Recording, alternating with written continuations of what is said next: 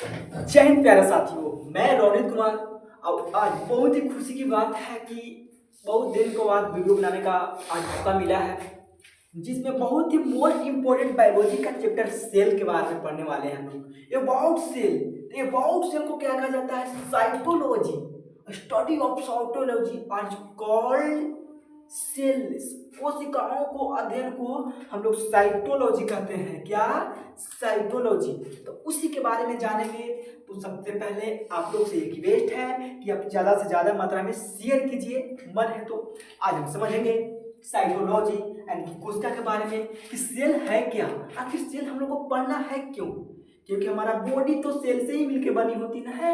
जिस तरह एक मकान बनाने के लिए कंकड़, ईंट, पत्थर चाहिए, उसी तरह हमारे बॉडी बनाने के लिए सेल होना जरूरी है। हमारे बॉडी का जितना भी लिविंग थिंग्स है और जितना भी लिविंग ऑर्गेनिज्म है, सभी को जो बॉडी है वो जो मेड हुआ है किससे? सेल से ही हुआ है। तो जब सेल ही नहीं पढ़ेंगे तो टिश्यू कैसे पढ़ेंगे?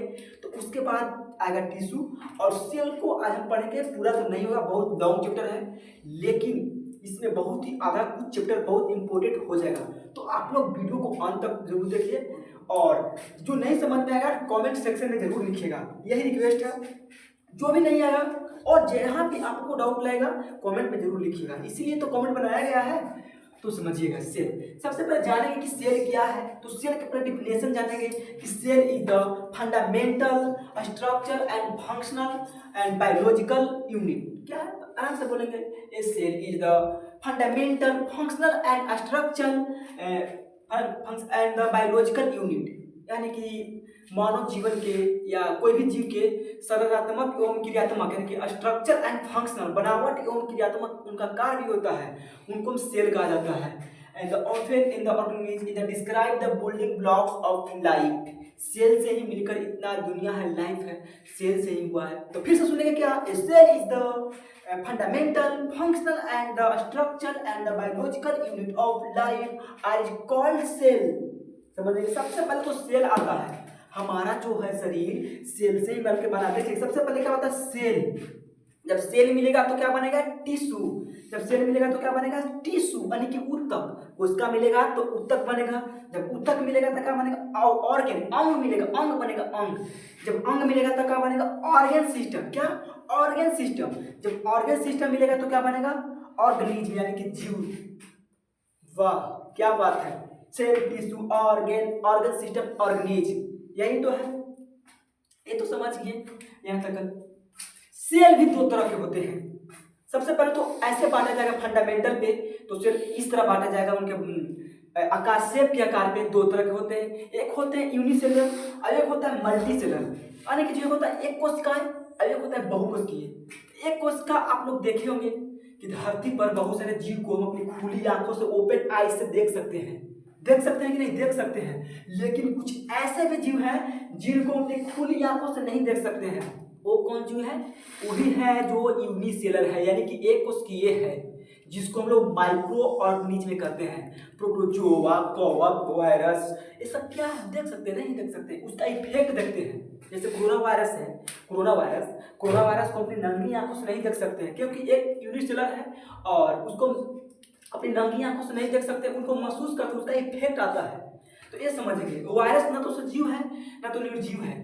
वो योजक का कड़ी का काम करते हैं, जिसमें जाता है उसी का लक्षण दिखाने लगता है, इफेक्ट दिखाने लगता है। ये सब क्या है? यूनिसेलर है। अब आता है मल्टी सेलर। हम लोग मल्टी सेलर बहुकोशिकाएं हैं। गाय, भैंस, जितना है, बिल्ली, ये सब क्या है? मल्टी सेलर है, बहुकोशिकाएं हैं, जिसमें बहुत सारा कोशिकाओं से मिलकर बना होता है। सिर्फ माइक्रो ऑर्गेनिज्म जो है वो यूनिसेलर है। ठीक है, समझ गए हैं? ये लोग चलते हैं फुटपाथ से, चलता है, हम लोग अलग है। वो माइक्रो जगह पे पढ़ना होगा, हम सेल पढ़ा रहे हैं। ठीक है, ठीक है। क्या क्या करना है? हाँ, बैक्टीरिया, वायरस, फंगी, ये सब है, वो यूनिसेलर है। और कोई डाउट नहीं ना? अरे भाई आधा घंटा और वेट करो, ज्यादा नहीं।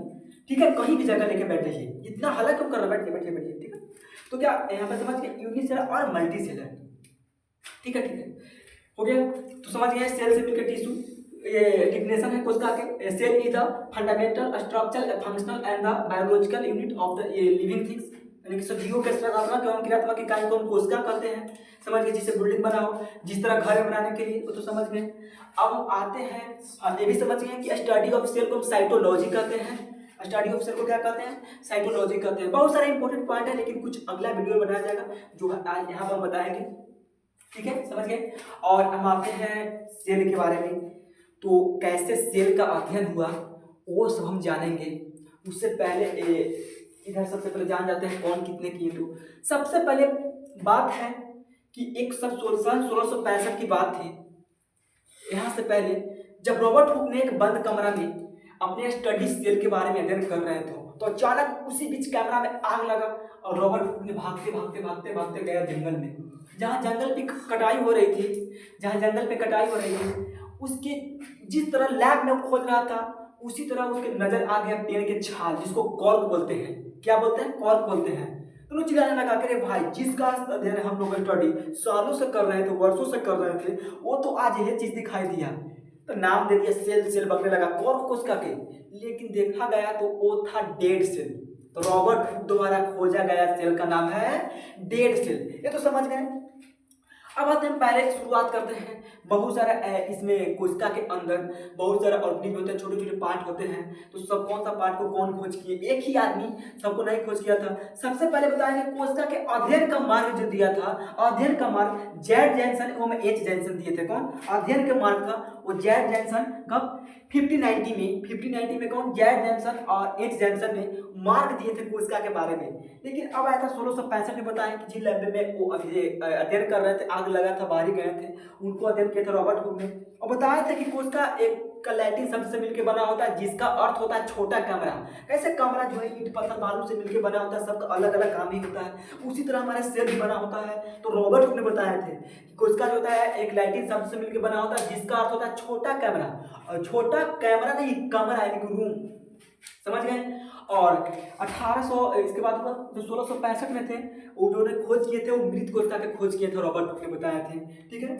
यहाँ पर प्रत्येक जीव कोशिकाओं से मिलकर बना होता है। उनके जो कोशिका के जो कितना कोशिका होगा कौन में, ये डिफाइन उनके आकार एवं आकृति पर डिपेंड करता है। एक बच्चा पूछ रहा है, ठीक है, आपका बहुत अच्छा है कि कौन सा से वुमेन में बॉडी में कितना सेल होगा, आप कितना मोटे हैं, आप कितना पतला, उन पे डिपेंड करता है। आदमी का मृत हो जाना, नहीं कि डेड का सेल का मृत हो जाना, ये सब आएंगे। तो 1665 में क्या कोशिका, रॉबर्ट हुक ने कोशिका का खोज किए थे और बताया था कि जो कोशिका है, सेल है, लैटिन शब्दों से मिलकर बना होता है, जिसका होता है स्मॉल रूम। क्या? स्मॉल रूम, छोटा कमरा, स्मॉल रूम। ठीक है। इंग्लिश मीडियम वाले देखिए, सब इंग्लिश में भी बोलेंगे और हिंदी में भी बोलेंगे, लिंगल रहेगा। ठीक है। उसके बाद आते हैं 1683 में, 1683 में लेवियन हॉक ने जीवित कोशिका के खोज किए थे। क्या? लेवियन हॉक ने, रॉबर्ट हुक तो मृत कोशिका के खोज किए थे, लेकिन जीवित कोशिका के कौन किए थे? लेवियन हॉक ने, जिसमें आरबीसी, प्रोटोजोआ, जीवाणु के खोज किए थे। समझ रहा है कौन? लेवियन हॉक ने। बहुत इंपोर्टेंट पॉइंट है। कब? 1683 में, 1683 में लेवियन हॉक ने लाइव सेल की खोज किए थे। अब उसके बाद आते हैं नेक्स्ट 1838 से 39 में जैकब स्लाइडे तथा स्वान, दोनों भाई थे स्वीडन के। जैकब स्लाइडे ने, स्वान ने प्रत्येक बताए थे। वो क्या बताए थे? बहुत अच्छा। 1840 में एक कोशिका का अध्ययन का एक थ्योरी लाए थे और बोले थे कि दुनिया में जितना भी कोशिका है, जितना भी मतलब कि जीव है, वो कोशिकाओं से मिलकर बना होता है। या तो प्लांट जीव हो या ह्यूमन जीव हो, जो भी जीव है वो एक न एक कोशिकाओं से मिलकर बना होता है। बिना कोशिका के जीवन संभव नहीं है। ये थ्योरी दिए थे कब? 1838 या 1839 में। कौन? जैकब स्लाइडन तथा स्वान ने दिए थे। ठीक है, इतना सारा पढ़ गए। उसके बाद आए थे हम 1839 में पुरकिंजे ने बताया थे कि जो प्रत्येक कोशिका में एक अर्धतल एवं खुरदरी होता है, उसको नाम दिए थे जीवद्रव ने दिए थे, लेकिन ये अच्छे से डिफाइन नहीं किए थे। उनके बाद आए थे 1846 में वन मोल ने, और बढ़िया से खोज किए थे जीवद्रव माइकोप्लाज्म के वन मोल ने। समझ गई। अब आता है 1855 में रुडोल्फ विर्चो। वो बताए थे कि प्रत्येक कोशिका का निर्माण होता है। विर्चो कब? 1855 की बात है। विर्चो ने बताए थे कि जो प्रत्येक कोशिका का निर्माण होता है, प्रत्येक कोशिका को पहले से मौजूद कोशिकाओं के विभाजन से होता है। पहले से मौजूद कोशिकाओं को विभाजन से होता है। प्रत्येक नए कोशिका का निर्माण पहले से मौजूद कोशिकाओं के, पुराने कोशिकाओं को विभाजन से होता है। कौन बताया था? 1855 में विर्चो ने। देखो बीज जो बनता है वो कुछ न कुछ तो पुराने से ही बनता है बीज। तो ये विर्चो रूडोल्फ विर्चो ने बताया था कि प्रत्येक कोशिका का नए कोशिका का निर्माण पहले से मौजूद कोशिकाओं को विभाजन से ही होता है। कौन बताया थे? रूडोल्फ विर्चो ने बताया थे। ये तो समझ में आया। अब आता है 1861 में मैक्स सुल्ज। मैक्स सुल्ज ने क्या कहे थे भाई? मैक्स सुल्ज ने कहे थे कि मैक्स सुल्ज बताए थे कि प्रोटोप्लाज्म के बारे में एक थ्योरी दिए थे कि जो ये दोनों खोज किए थे ना जीव द्रव के, प्रत्येक जीव में एक अर्धतर होता है जिसे प्रोटोप्लाज्म कहा जाता है। उसी की एक प्रोटोप्लाज्म थ्योरी दिए थे। कौन? प्रोटोप्लाज्म थ्योरी मैक्स सुल्ज ने दिए थे। मैक्स सुल्ज ने क्या दिए थे? Protoplasm theory. उसके बाद आते हैं 1831 में। 1831 में सब खोजते खोजते थक गए लेकिन किसी के पता नहीं चला। लेकिन विस्तृत जानकारी के लिए सबसे मोस्ट इंपोर्टेंट पॉइंट है 1831 में नॉलेबरास्का ने इलेक्ट्रॉन माइक्रोस्कोप की खोज किए थे। कब? 1831। हम लोग के इलेक्ट्रॉनिक अब आया इलेक्ट्रॉनिक डिवाइस, लेकिन 1831 में पहले एक स्टूडेंट में हो चुका था। नॉलेबरास्का ने इलेक्ट्रॉन माइक्रोस्कोप की खोज किए थे। बहुत ही गर्व की बात है कि उस समय और जानकारी कोशिकाओं के बारे में पढ़े और विस्तृत जानकारी मिला। कब? 1831 में। तो आप लोग हो गया। अब यहाँ से फिर रिवाइज करा दें। 1890 में जैडन स्वान ने कोशिका के अध्ययन के मार्ग दिए थे। 1665 से रॉबर्ट हुक ने कोशिकाओं को बताया था कि लैक्टिन सबसे बना होता है जिसका छोटा कमरा होता है। उसके बाद जानते हैं कि और इसे जो खोज किए थे मृत कोशिका था, लेकिन कोशिका के नाम का रॉबर्ट हुक ने ही दिए थे। 1863 में रेवन हॉक ने जीवित कोशिकाओं के खोज किए थे जिसमें प्रोटोजोआ जीवाणु और आरबीसी था, रेड ब्लड सेल। उसके बाद 1831 में रॉबर्ट ब्राउन ने केंद्र के खोज किए थे, न्यूक्लियस का खोज किए थे। उसके बाद 1839 से एक थ्योरी आया था स्लाइडर स्वान का जो बताया था कि प्रत्येक कोशिका का निर्माण होता है वो पहले से मौजूद कोशिकाओं के विभाजन से ही होता है। उसके बाद नहीं हो गया। उसके बाद यहाँ पे दिया कि जो भी ये भी बताया था कि प्रत्येक जीव कोशिकाओं के मिलकर बना होता है। याद कीजिएगा 1838 से 1839 में जैकब स्लाइडर स्वान ने। उसके बाद 1840 में पुरकिंजे ने बताया था कि जीव द्रव का खोज किया था, लेकिन पूरा विस्तृत नहीं किया था, लेकिन वहाँ वन मोल है तो बहुत विस्तृत जानकारी दिया। फिर 1805 में रूडोल्फ विर्चो ने विभाजन के बताया था। यहाँ पे था बताया था जैकब प्रत्येक जीव कोशिकाओं से मिलकर बना होता है। 1805 में रूडोल्फ विर्चो ने बताया था कि प्रत्येक कोशिका के निर्माण पहले से मौजूद कोशिकाओं से होता है। कौन? विर्चो ने। 1807 में मैक्स सुल्ज ने बताया था, प्रोटोप्लाज्म थ्योरी दिया था। 1807 में नॉलेबरास्का ने दिया था। ये सब तो हो गया, एक कोशिका का सेल है। अब आते हैं मोस्ट इंपोर्टेंट थ्योरी, इधर आते हैं हम क्या देखते हैं क्या है? संसार के सबसे छोटा कोशिका, smallest cell in the world कौन है? माइकोप्लाज्म। कौन है? माइकोप्लाज्म। कौन है? माइकोप्लाज्म। माइकोप्लाज्म याद रखिएगा। उसके बाद आते हैं संसार का सबसे बड़ा कोशिका कौन है? एग ऑफ ऑस्ट्रिच, शुतुरमुर्ग का अंडा सबसे बड़ा कोशिका है। एक अंडा से करीब 22 आदमी खा सकता है। उसका बहुत एकदम जानवर घर का वो पक्षी होता है। आप लोग जाएगा जू में तो देखिएगा ऑस्ट्रिच शुतुरमुर्ग देखिएगा, उसका अंडा जो है सबसे बड़ा कोशिका है, यानी कि लार्जेस्ट सेल है in the world. In the world की बात कर रहे हैं। अब आते हैं human and plant cell. Human and plant cell आते हैं। ह्यूमन एंड प्लांट सेल में तो समझेंगे क्या कि कोशिका सबसे छोटा कोशिका ह्यूमन में कौन है? सबसे अगर कहा जाए तो मस्तिष्क का सेरिब्रम का ग्रेन्यूल कोशिका है, याद रखिएगा। उसके बाद दोनों है, फिर उसके बाद आता है सबसे छोटे कोशिका स्पर्म जिसको शुक्राणु बोलते हैं। समझ गए ना? मस्तिष्क का है संसार में। और सबसे बड़ा कोशिका कौन है? सबसे बड़ा कोशिका यहाँ पे अंडाणु, ओवम कहते हैं ह्यूमन सेल में। ह्यूमन सेल में क्या दोनों, ये दोनों को हो सकता है कहीं भी आएगा, शुक्राणु या मस्तिष्क का सेरिब्रम का। ये भी छोटा है, ये भी छोटा है। उसके बाद आते हैं सबसे लंबा, यानी कि टॉलेस्ट कौन है? लंबा कहने का मतलब जो हमारा जो न्यूरॉन देखे ना, तंत्रिका तंत्र कहते हैं, यहाँ से कनेक्टेड होकर प्रत्येक बॉडी में एकदम फैला होता है। यहाँ मच्छर काटता है, यहाँ आता है तुरंत। कैसे? हमारे न्यूरॉन है जो तंत्रिका कोशिका है प्रत्येक बॉडी में फैला हुआ है, तो इसी वजह से यहाँ काटता है, यहाँ पे आता है। अगर एक ठमा कहीं अगर न्यूरॉन टूट जाएगा, विभाजन हो जाएगा, तो आपको पैरालिसिस हो जाएगा, लंकवा मार देगा, लंकवा। तो इसलिए कहते हैं कि न्यूरॉन कभी विभाजन नहीं होता। आगे पढ़ेंगे। समझ? सबसे लंबा कौन है? न्यूरॉन। सबसे लंबा कोशिका कौन है? न्यूरॉन। तेज विभाजन, रैपिडली डिवीजन। सबसे तेज विभाजन कौन होता है भाई? सबसे तेज विभाजन होता है यकृत, यानी कि जिगर, करेजा। कहते हैं ना कि जल्दी जल्दी हमको करेजा, यानी कि जिगर, लीवर बोलते हैं इसको। बहुत जल्दी विभाजन होता है, रैपिडली डिवीजन होता है। कौन? जो तेज विभाजन कौन होता है? यकृत या जिगर बोलते हैं। अब विभाजन रहित कोशिका, विभाजन रहित होता है, एक सहित होता है। सहित में है सात और रहित में है अलग, उसको डिवीजन लेस करते हैं। यहाँ पे डिवीजन लेस यानी कि न्यूरॉन। कैसे होगा भाई? क्योंकि उसको सूचना सगुण ले जाना है। अगर तार यहाँ से जा रहा हुआ है ना, बीच में कटिंग हो जाएगा, आगे कहाँ से लाइन जाएगा? नहीं जाएगा।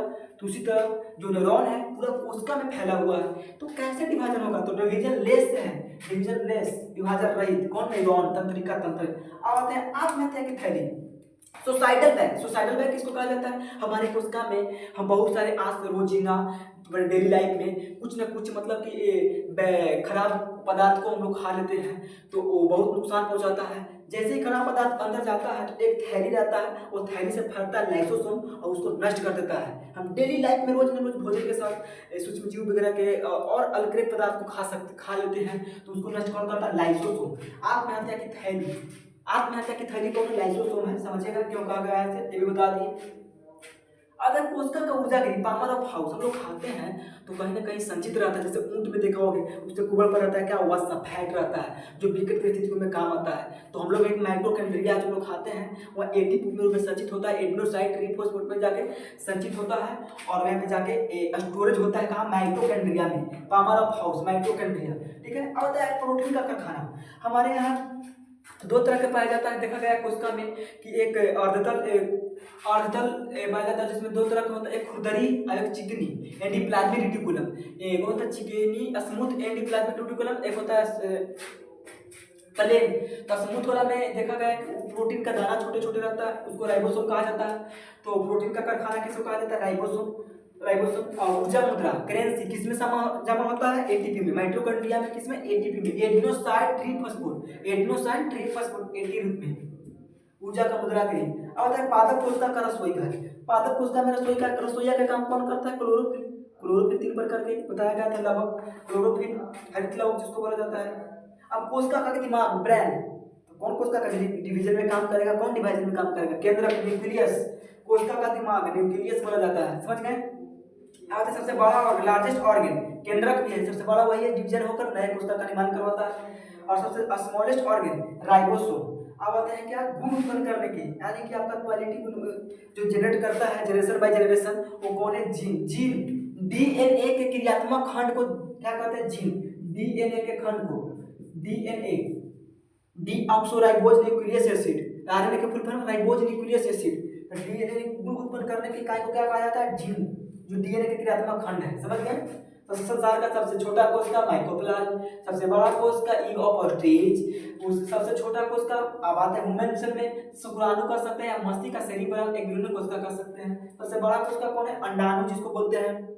उसके बाद सबसे लंबा कोशिका कौन है? तंत्रिका कोशिका जिसको बोलते हैं। उसके बाद तेल विभाजन कोशिका कौन है? यकृत या जिगर बोलते हैं। विभाजन रहित कोशिका कौन है? डिविजनलेस न्यूरॉन या तंत्रिका कोशिका है। उसके बाद आत्महत्या की थैली सुसाइडल बैग लाइसोसोम है। उसके बाद आता है कोशिका का ऊर्जा के लिए कौन है? माइटोकॉन्ड्रिया है। उसके बाद प्रोटीन का कारखाना कौन है? Factory of protein ribosome. ऊर्जा का मुद्रा के लिए कौन है? एटीपी। पादप कोशिका का रसोई घर हरित लवक। उसके बाद आता है कोशिका का दिमाग ब्रेन। केंद्रक सबसे बड़ा ऑर्गन की केंद्रक है, सबसे छोटा ऑर्गन राइबोसोम है। और गुण उत्पन्न करने की इकाई को जीन कहते हैं, डीएनए के क्रियात्मक खंड को जीन कहते हैं। तो आप लोगों को कैसा लगा वीडियो? आप लोग जाते जाते एक लाइक जरूर कीजिएगा। Thank you.